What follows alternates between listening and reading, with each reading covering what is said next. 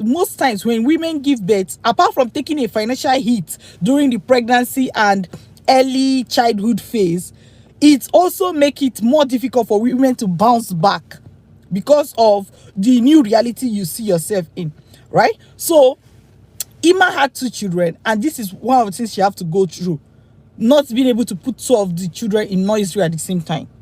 There are many women like Ima everywhere who are struggling through the same thing. All right. So in the same BBC article, right? So the correspondent, they also spoke to like a government representative. Of course, what are you expecting a government representative to say? So they said what you may expect. One of the things they said was that, oh yeah, women get a lot of support. It's not just maternity leave. Even if you say maternity leave pay is not enough, women get a lot of support. Women get child benefits as well, and all of these things, right? I get it.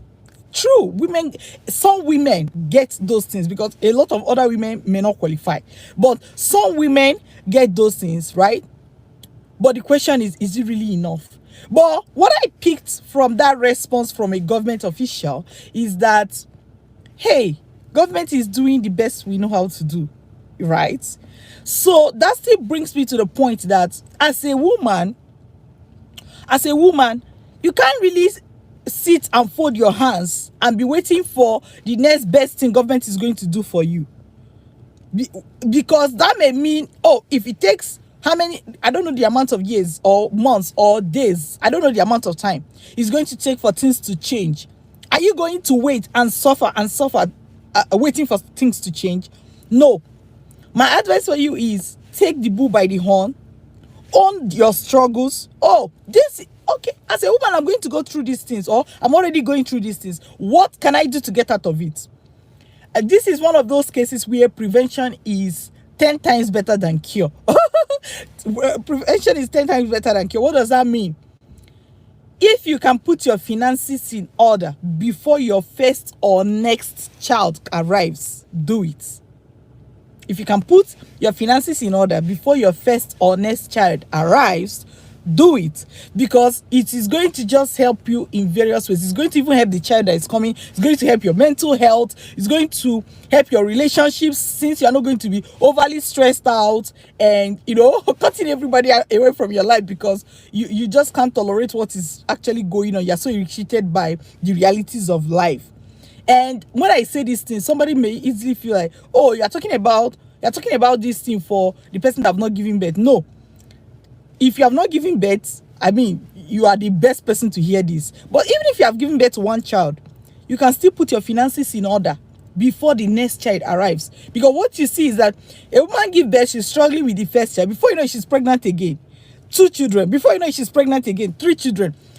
It's as if at that point, life becomes so difficult, and it becomes so difficult that it's not so easy for you to bounce back at all, because by the time you have 3 children, there's just like there's little, okay, your capacity to bounce back decreases based on the number of children you have. That's when you will not see a lot of women, they'll just give up and just be like, you know what, when my children go to college, I'll start. When is that? Maybe when you're in your late 50s, right? Or you at least in your 50s. Is you want to start life when you're in your 50s? Yes. Many of us must have heard, oh, when somebody was in their 50s, that was when they started the business that made them to grow. But if you go and look at it, that statement is correct, but in a way, it is just part of the story. Most of those people that started life at 50 and made it, they were not folding their arms throughout their life until they got to 50. They've been doing things that led to that moment.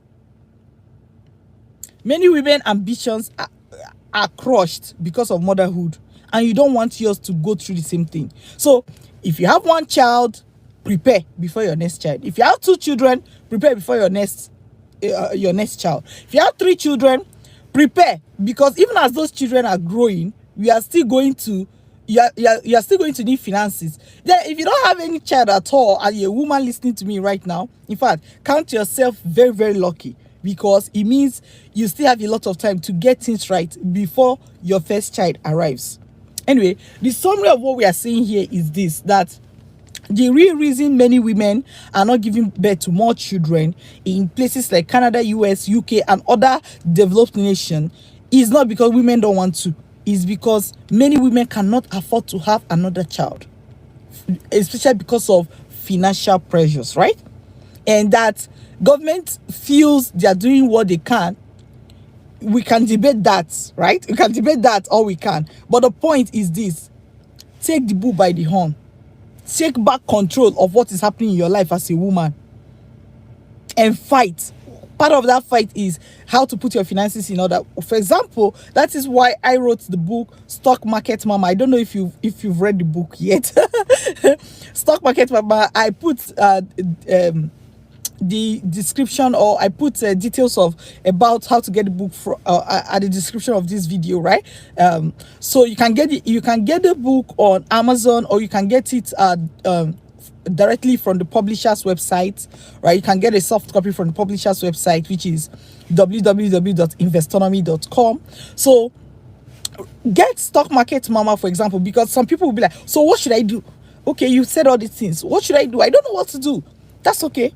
That's okay. So I wrote that book, Stock Market Mama, to explain how to use stock investment profits, to eliminate motherhood related income interruption. You're going to love it because it shine like it puts spotlight on a lot of the challenges women are going through. But not just that, it doesn't leave you hopeless or out of control.